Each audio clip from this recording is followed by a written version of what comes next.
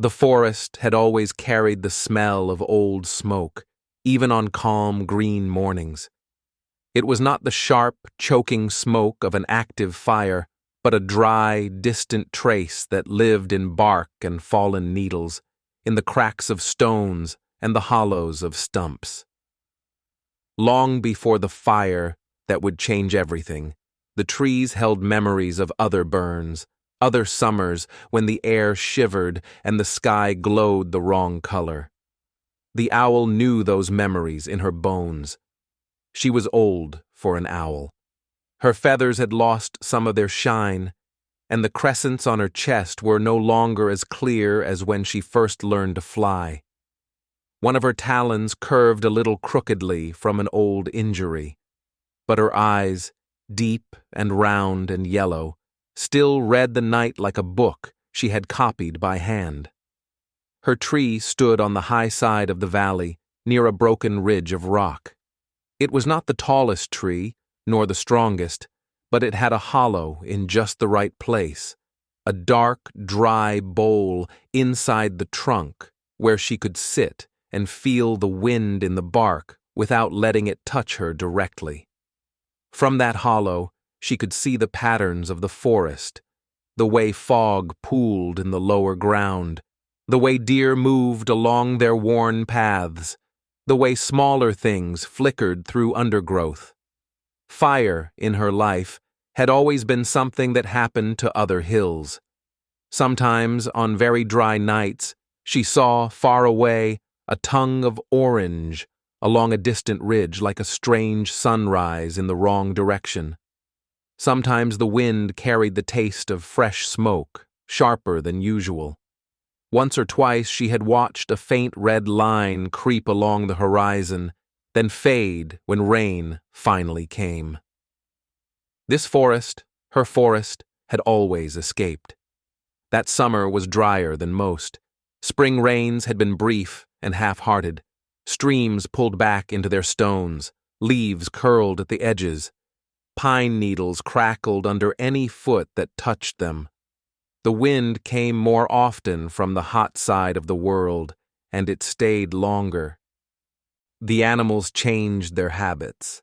Deer went down to the river earlier in the evening, crowding around its shrinking edges. Foxes and raccoons dug deeper for water. The owl's hunting grew harder. The dry ground carried sound too well, warning mice and shrews before she could reach them. Still, the forest held, until the storm came. It was a strange storm, the kind that carries almost no rain. Clouds rolled over the ridge in a thick, heavy blanket. The air grew electric. The owl felt it along her feathers, a prickling that made her restless. Lightning began to fall. Some strikes were far away, their light only a distant flash between trunks.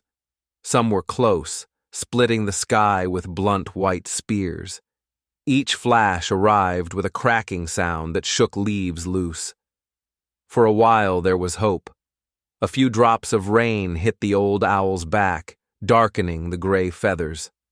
On a barkless branch nearby, wet spots appeared, then disappeared as wind dried them. It was not enough. The storm carried sound and light, but almost no water. Somewhere beyond her usual hunting grounds, a tree answered the lightning with fire. She did not see the first spark. No owl sees everything. But she smelled the change in the smoke. Old smoke smells tired, settled, like something finished long ago. New smoke bites. It has edges. It carries a question in it. What next?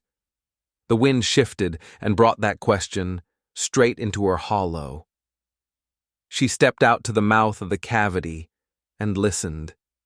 The regular sounds of the forest had already changed. Many things had gone quiet.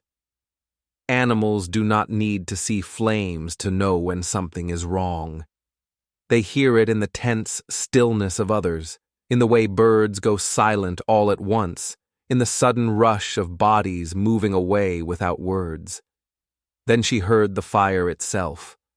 Large fires do not begin with roar. They begin with small, hungry noises. A crack here, a dry pop there, a sigh as one branch catches and passes the heat to another. Only when they find enough to eat do they grow a steady voice. This voice began to rise as the wind carried it closer. From her tree, the owl saw a bright flicker between trunks, then another, then many, too many to be lightning still dancing in the branches. The light was wrong. Lightning appears and vanishes, a brief wound in the dark. This light stayed and moved. A line of orange and gold began to crawl along the forest floor, licking dried needles and fallen twigs. Other lines started above it, in lower branches where dead limbs had waited for years for some excuse to burn. The fire moved uphill. Fire almost always does. Heat climbs, air rises, slopes become paths. The owl watched as the glow climbed toward her side of the valley. She could have flown then. Her wings were old, but they still worked. She could have launched herself into the smoky air and searched for another tree beyond the path of the flames. Many birds did that. She heard the frantic rush of wings around her as smaller birds exploded out of their roosts like thrown handfuls of leaves.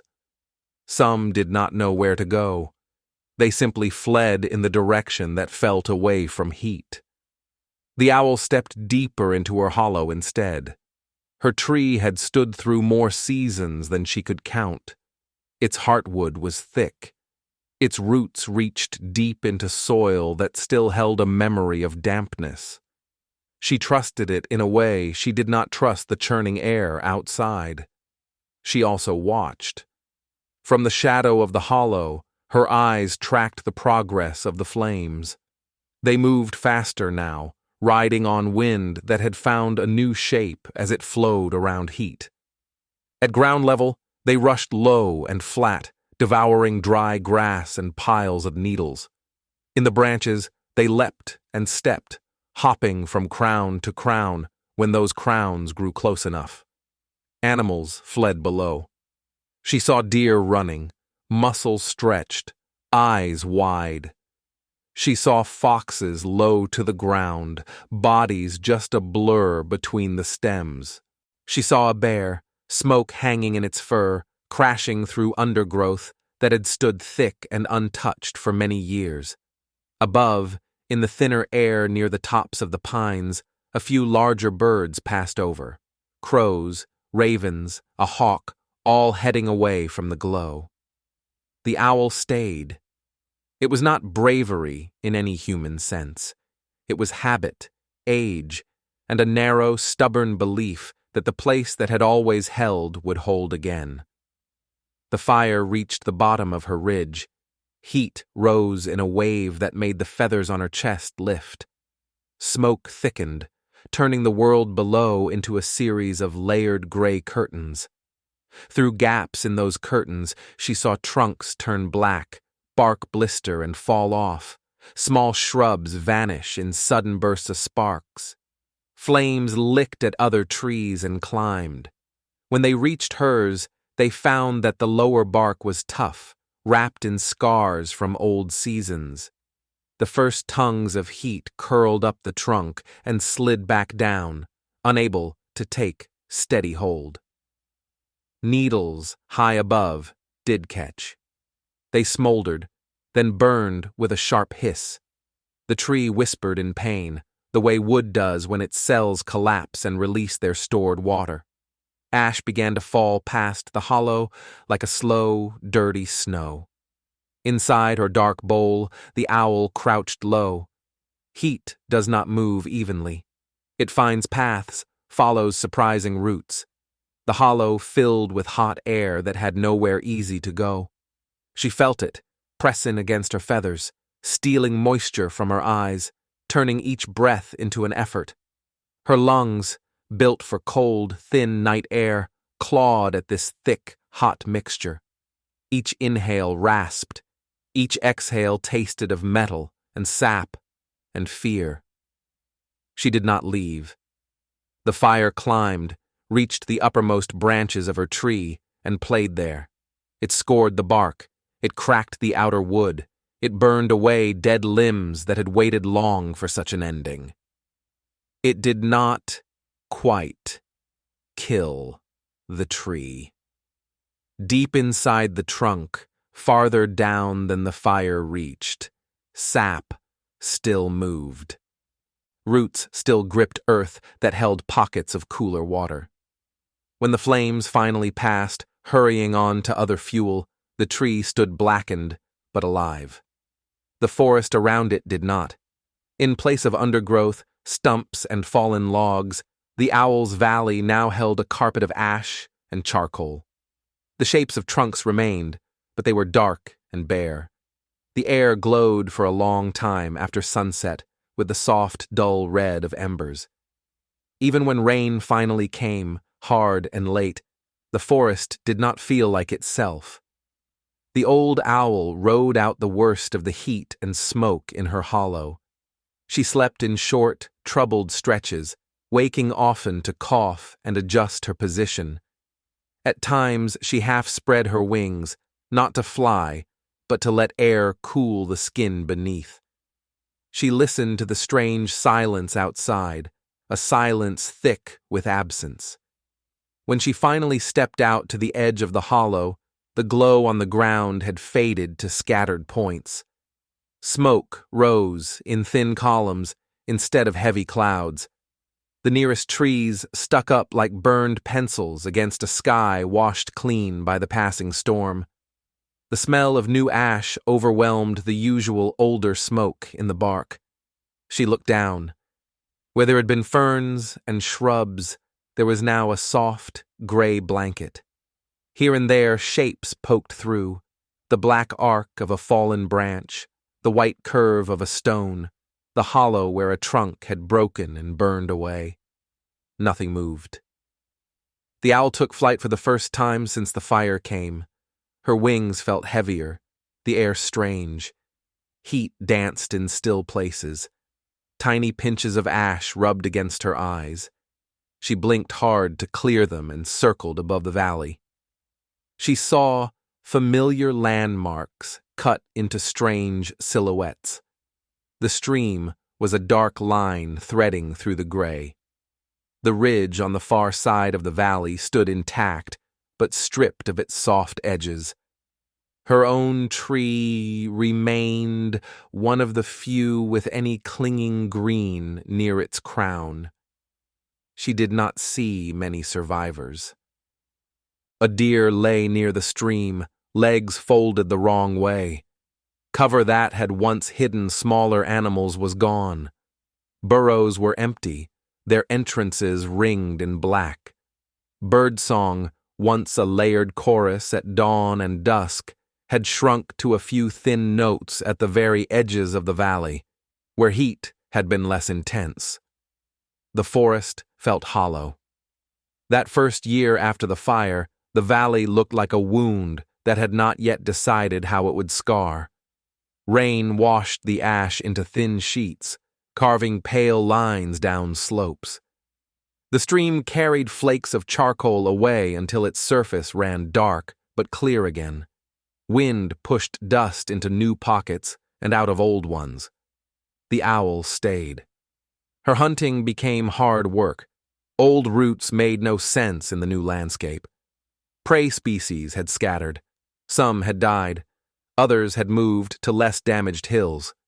Still, life is persistent. By the time the second spring came, small, bright things began to appear in the ash.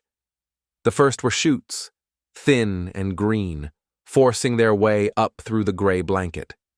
Grasses came back, then low plants with broad leaves.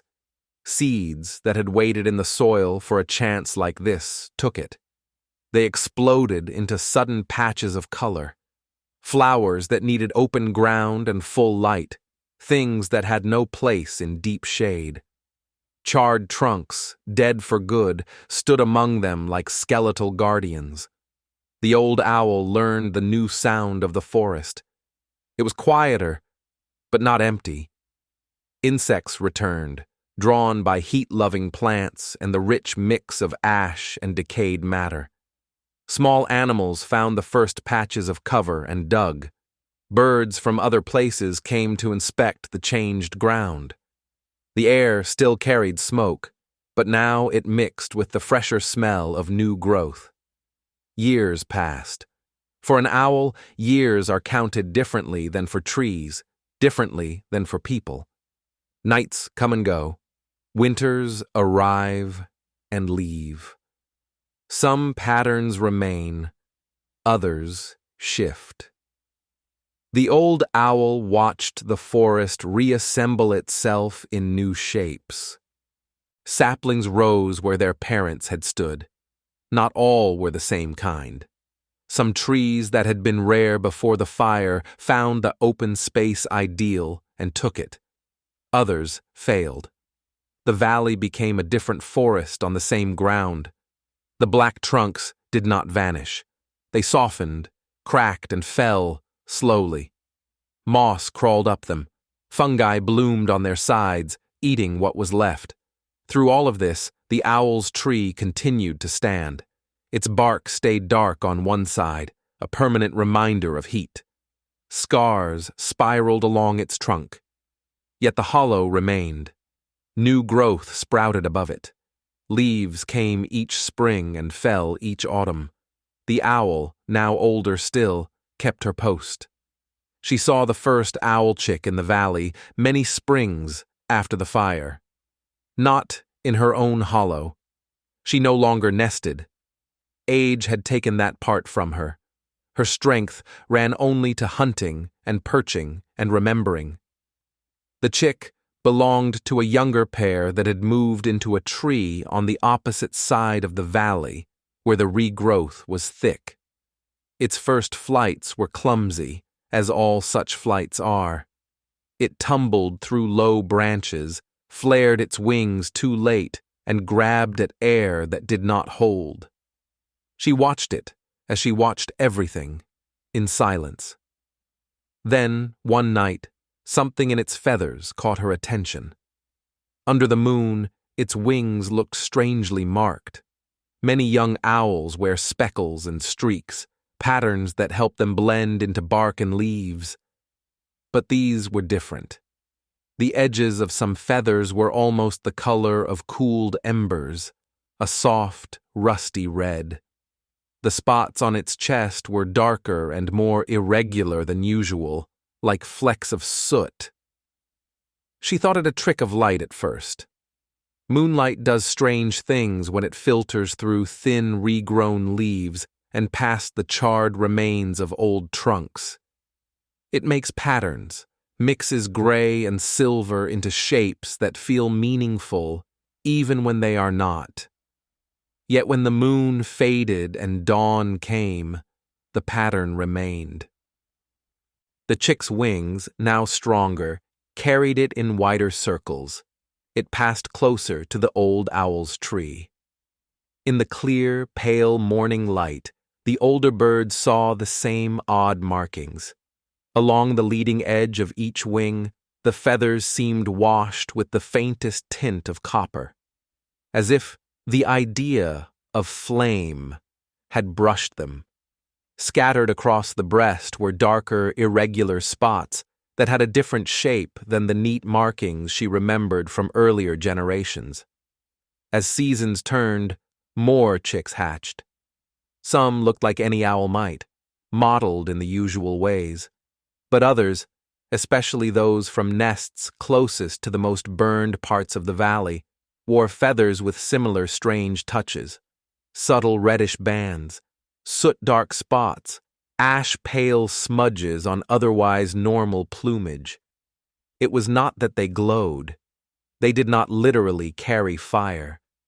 But there was a hint of the burn in their appearance, as if the forest, in rebuilding itself, had used what it remembered of flame and ash to paint them. The old owl watched them grow, She saw them practice hunting over the open clearings where new plants now stood. She saw them perch on the black logs that still lay like fallen giants. She saw them vanish into the rising canopy of the new forest, carrying their odd patterns with them. To any person who might have walked through the valley, the change would have been subtle. Humans see details differently. They might have noticed the way the owl's feathers caught light differently, or the unusual richness of the undergrowth where ash had mixed deepest with soil. They might have said that nature had recovered, that life had come back. They would not have known how much it had changed on the level of small, patient things. From her high hollow, the old owl knew. She knew the feel of the air before the fire and after. She knew the sound of the forest floor under her prey's feet, when the ground was a mat of needles, and when it was a patchwork of young leaves and soft ash. She knew the smell of old smoke that had always been, and the sharper, newer smoke that had once threatened to erase everything. She also knew that the forest remembered. Not in the way a mind remembers a story with beginning and end, but in the way soil remembers what fell into it, in the way seeds remember when to wait and when to risk sprouting, in the way the patterns of survivors carry traces of what they survived. The new owls were the forest's answer to the fire. Their spotted chests and faint ember tones were like the valley wearing its history in feathers instead of bark. When they flew at dusk, there were moments when their wings, edged with that rusty shade, looked like small, soft shadows of flames moving quietly through the air above the place where real flames had once roared. The old owl lived long enough to see them take over her sky. Her circles grew smaller as theirs grew wider. Her hunts became shorter as theirs became confident and long. She did not resent them. They were evidence that the world continued, that the valley had chosen life even after much of it had been turned to ash.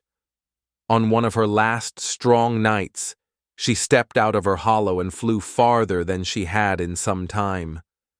The moon was bright, and the air was cool and kind. She passed over the lowest part of the valley, where the fire had burned hottest. There, among young trees that had sprung from roots blackened by that heat, she saw 3 young owls clustered on a branch. They shifted to watch her pass. Their heads turned in the silent, precise way only owls manage. Moonlight traced the spots and smudges on their bodies, dark flecks like ash, pale crescents like smoke, faint reddish lines like the ghost of embers. She perched on a charred stump nearby and looked up at them. They looked back, alert but unafraid. In their eyes, she saw no memory of the fire itself. They had been hatched into a world where the burn was old news, already layered under new growth. To them, the black logs and open glades were simply home. Yet in their feathers, the fire lived on. Not as pain, not as destruction, but as pattern. When the old owl finally closed her eyes for the last time in her familiar hollow, the forest did not stop. Seasons rolled over her tree. Wind rubbed its bark. Rain softened the scars. The cavity where she had spent so many nights slowly filled with soft, dry debris. Bits of feather, fragments of leaves, dust. Young owls, now grown, nested in other hollows.